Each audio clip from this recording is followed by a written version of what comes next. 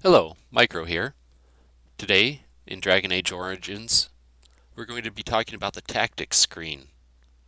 Now with the PC, to open up the tactics screen, you can either press / on your keyboard, which is located just above the enter on a desktop, or you can simply come up to the top and mouse over what looks like a bullseye and click on it. First thing we'll do is we'll look right underneath tactics. And here we have an arrow to either side of your name. And if you click on that arrow, it'll scroll you to your next hero that you are using, or henchman, whichever you prefer to call them. And then over to the right, we have what's called the behavior. The behavior is how your character reacts with the enemy and with the other characters in your party in cases of healing or fighting. Now there are 6 different behaviors to choose from. The first one is default.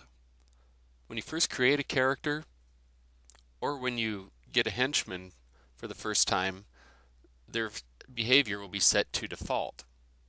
Now here Dragon Age gave us a paragraph describing default, but over here on the left I just kind of simplified it so that you can just see what the default setting consists of.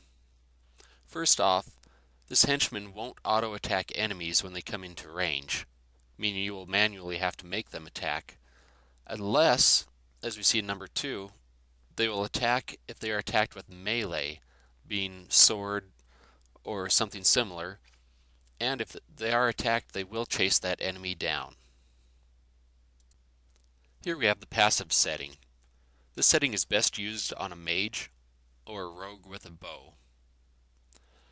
Now this character will attack if they are attacked by melee, but they won't chase the enemy very far.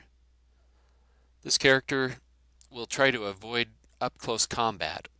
So if a melee character comes in and starts hacking and slashing on a character set to this passive setting, this character will try to run away a little bit and try to keep from being beat up. This setting is best used when you have ranged weapons, such as a bow or a staff. And with the passive setting, they'll try to flee if area of effect damage is used on them, such as the mage spell that burns the whole area.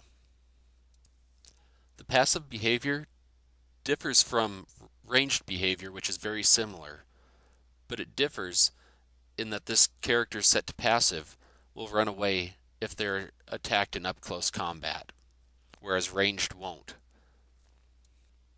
Now the aggressive behavior is best used by a warrior or a rogue using melee weapons such as a sword.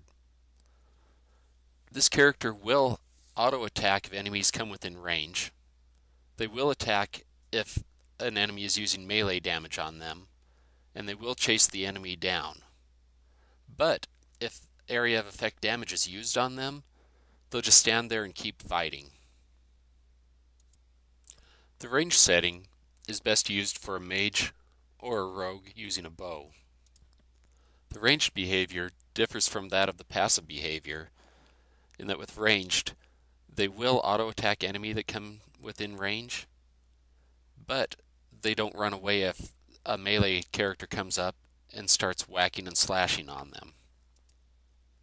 The ranged behavior is, of course, best used with a bow or a staff, and this character will flee from area of effect damage. These last two are very similar, cautious and defensive. The main difference being that with cautious, your character will not attack at all and will run from enemy. It won't even attack if it's attacked with melee. It will try to stay near you, and it will flee if it's under area of effect attack. And finally we have defensive. Defensive won't auto-attack an enemy, but will fight if it's attacked with melee damage. It won't chase an enemy, but it will try to stay near you. And of course, if you're taking area of effect damage, this character will flee. And again, the difference between defensive and cautious is just that with defensive, it will fight instead of just run and hide. Now let's take a look at the presets. Depending on what character you have selected, whether they're a mage or a rogue, your presets will change. Now these presets are pretty self-explanatory. Let's take a look at them. We'll first look at Jowen. He's a mage that you get if you start off being a mage. Let's take a look at Healer. Now what Healer does is Healer is usually designed to heal the party and do some damage. We've got other options in here like Damager, who focuses on doing attacks to the enemies. We've got Supporter, who focuses on healing and maintainable enchantments, shield spells, putting frozen or flaming weapon on your party so that you can deal elemental damage. Of course, for a rogue we have Scrapper, which is melee damage, Archer, which uses a bow and is ranged, and of course, as you level these characters up and get further in the game, you'll open up more of these tactic slots. These tactic slots are, 1, 2, 3. As you can see, other characters have more tactic slots opened. One of the main things to keep in mind is that whatever is up in this #1 position of your tactic slot, that's going to be the main focus of your character. So perchance you have Jowen and you have him set to heal. Well, whichever is in this first slot is what he's going to focus on. And here it's set for self-heal when he drops below 50% health. Remember back to grade school with the alligator eating the bigger or smaller numbers?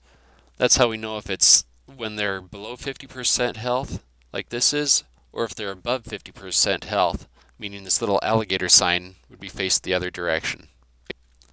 Whenever the lettering is written in gold, it's going to affect you, the character, or someone in the party.